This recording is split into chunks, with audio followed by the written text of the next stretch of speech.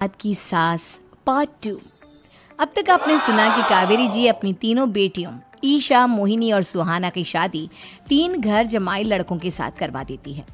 उन्हें लगता है कि ये लड़के शायद घर का कामकाज संभाल लेंगे, लेकिन उनके तीनों घर जमाई बहुत आलसी थे। वो नौकरी भी नहीं करते थे और बाहर का काम भी नहीं। कावेरी जी ने अपनी बेटियों से कहा कि वो प्रेगनेंसी का बहाना बनाकर अपने पतियों को सबक सिखाए। अब सुनिए आगे। मम्मी, आपने जैसा कहा था हमने वैसा ही किया, लेकिन देखिए ना, विवेक का हाल तो वैसा का वैसा ही है। घर में ना सुबह का नाश्ता बनता है और ना खाना। नौकरी पर जाने की बात करूं तो खाने को दौड़ते हैं मुझे। हाँ मम्मी, मैंने भी सुमित को कितनी बार कहा कि अगर नौकरी नहीं करनी तो कोई छोटी सी दुकान ही खोल लो। घर का खर्चा कैसे चलेगा? देखो दोपहर के 12 बजने आए और जनाब अभी तक सो रहे हैं। हाँ मम्मी, ईशा और सुहाना ठीक कहती हैं। अविनाश का भी यही हाल है। जब मैंने अपनी प्रेगनेंसी के बारे में कहा तो मुझसे कहने लगा, अरे दूसरी लड़कियां तो 9-9 महीने तक नौकरी करती है, बस डिलीवरी के टाइम छुट्टी लेती है। मोहिनी, तुम भी नौकरी करो। अब मुझे कहाँ नौकरी मिलेगी? मम्मी बताओ, अब मैं क्या करूँ? हे भगवान, क्या सोचकर घर जमाई दामाद लाई थी मैं कि मेरी बेटियां मेरे पास रहेंगी और खुश रहेंगी, लेकिन इन आलसी दामादों ने तो हमारी जिंदगी को भी प्रॉब्लम में डाल दिया है। मैं तो कहती हूँ मम्मी, हम लोग वापस अपनी जॉब पर जाना शुरू कर देते हैं। बता देते हैं इन लोगों को कि हमने प्रेगनेंसी का बहाना किया है। नहीं नहीं बेटा, ऐसी गलती भी मत करना। अगर तुमने ऐसा किया तो इन तीनों की आदत और खराब हो जाएगी। अरे आज नहीं तो कल कभी तो तुम प्रेग्नेंट होगी, तब वापस यही प्रॉब्लम आएगी। तब क्या करोगी तुम तीनों? हाँ मम्मी, आपकी बात तो बिल्कुल सही है। इन लोगों को तो सुधारना ही पड़ेगा। लेकिन कैसे? अपने बच्चों के आने की खबर सुनकर भी इन लोगों पर कोई असर नहीं हो रहा। पैसे कमाने के लिए घर से बाहर निकलना ही नहीं चाहते ये तीनों। अब मेरे दिमाग में एक प्लान आया है। तुम तीनों चिंता मत करो, उन तीनों को बुलाओ, फिर मैं बात करती हूँ। थोड़ी देर बाद कावेरी जी अपने तीनों दामादों को सामने बुलाकर अपनी बात कहना शुरू करती हैं। अविनाश, सुमित और विवेक, देखो बेटा, मैं ना तुम तीनों से बड़ा प्यार करती हूँ, इसीलिए तो तुम्हें घर जमाई बनाकर रखा है मैंने। अरे मम्मी जी, सीधे सीधे कहिए ना, क्या बात है? प्यार तो हम भी आपको बहुत करते हैं। अरे मम्मी जी, आपकी इज्जत भी बहुत करते हैं। अरे भाई, आपके जैसी सास और कमाने वाली बीवी सबको मिलती है क्या? हाँ मम्मी, विवेक और सुमित ठीक कह रहे हैं। आपकी बेटी से शादी करके मेरी तो जिंदगी ही अच्छी हो गई है। जानती हूँ मैं, और ये भी जानती हूँ कि तुम तीनों अपने अपनी बीवियों से बहुत प्यार करते हो।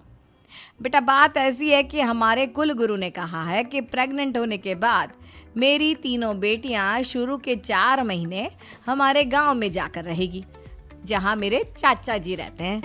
अरे लेकिन क्यों मम्मी, गांव में जाकर रहने की क्या जरूरत है इन तीनों को?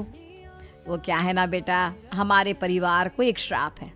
अगर मेरी बेटियों ने यहाँ पर बच्चा पैदा करने की कोशिश की तो उनके बच्चों को कुछ भी हो सकता है। इसलिए अब से लेकर 4 महीने पूरे होने तक इन्हें गांव वाले घर में रहना पड़ेगा। हाँ, तो इसमें प्रॉब्लम क्या है मम्मी जी? हम भी वहाँ जाकर रहेंगे, पिकनिक मनाएंगे। अरे भाई, बीवी जहाँ, हम भी वहाँ। हाँ यार, आइडिया तो बहुत अच्छा है। शहर की जिंदगी में रह रहकर परेशान हो चुके हैं, अब कुछ दिन गांव में बिताएंगे। तुम लोग समझने की कोशिश क्यों नहीं करते? तुम में से कोई भी वहां नहीं जा सकता, और मैं यहाँ रहूंगी ना तुम तीनों के साथ। 4 महीने की तो बात है, उसके बाद ये तीनों ही लौट कर आ जाएंगी। ठीक है मम्मी जी, अब हमारे बच्चों का सवाल है तो ये तो करना ही पड़ेगा। कावेरी अपनी तीनों बेटियों को कुछ दिन के लिए घर से बाहर कहीं दूसरे शहर में रहने के लिए भेज देती है। कुछ दिनों के बाद, अरे मम्मी जी, बहुत दिन से पिज्ज़ा नहीं खाया, मंगवाइए ना। क्या बताऊं बेटा, पहले तो बेटियां खर्चा दे देती थी क्योंकि उनकी नौकरी थी, लेकिन अब तो मेरे पास पैसे ही नहीं बचे। थोड़े बहुत पैसे हैं जो बच्चों की डिलीवरी में काम आएंगे। लेकिन मम्मी जी, आपकी बेटियों को वापस आने में तो अभी बहुत वक्त बाकी है। वही सोच सोच कर परेशान हो रही हूँ। सोच रही हूँ कल से दूध भी बंद करवा देती हूँ। अब दूध वाले को देने के लिए पैसे भी तो नहीं है ना। अरे नहीं नहीं मम्मी जी, अगर दूध भी बंद करवा दोगी तो मुझे चाय कहाँ से मिलेगी? और चाय के बिना मैं तो मर ही जाऊंगा। क्या करूं बेटा, इसके अलावा हमारे पास कोई ऑप्शन नहीं है। मेरे पास पैसे ही नहीं बचे।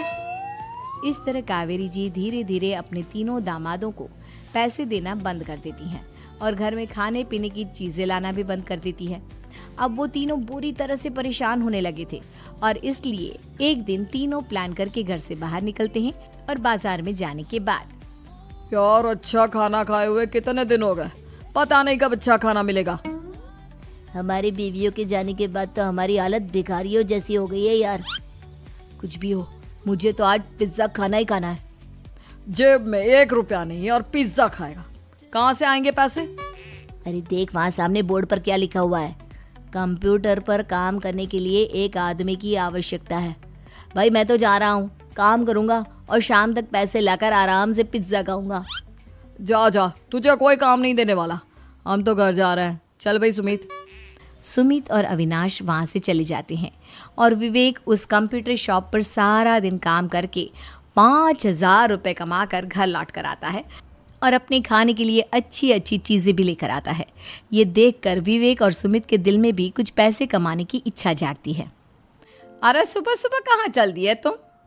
मम्मी जी एक बहुत अच्छी जगह मिली है, कंप्यूटर पर काम करने के 5,000 मिले थे कल मुझे। अगर रोज काम करूंगा तो पूरे 40,000 की तनख्वाह।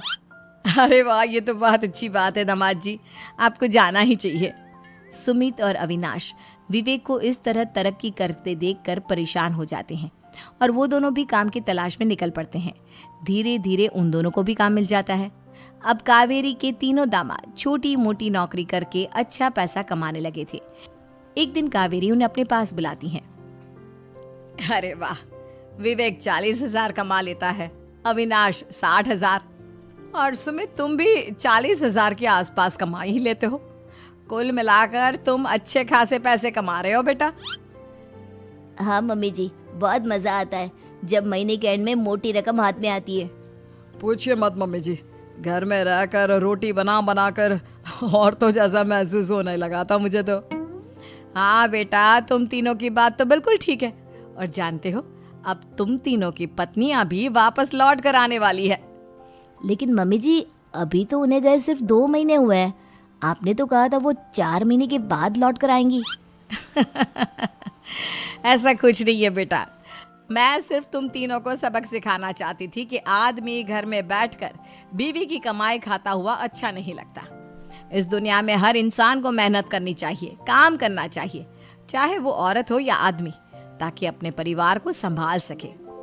कावेरी की बात सुनकर उन तीनों को अपनी गलती का एहसास होता है और कावेरी उन्हें सच बता देती है कि ईशा, सुहाना और मोहिनी शहर में ही कहीं दूसरी जगह रह रहे थे।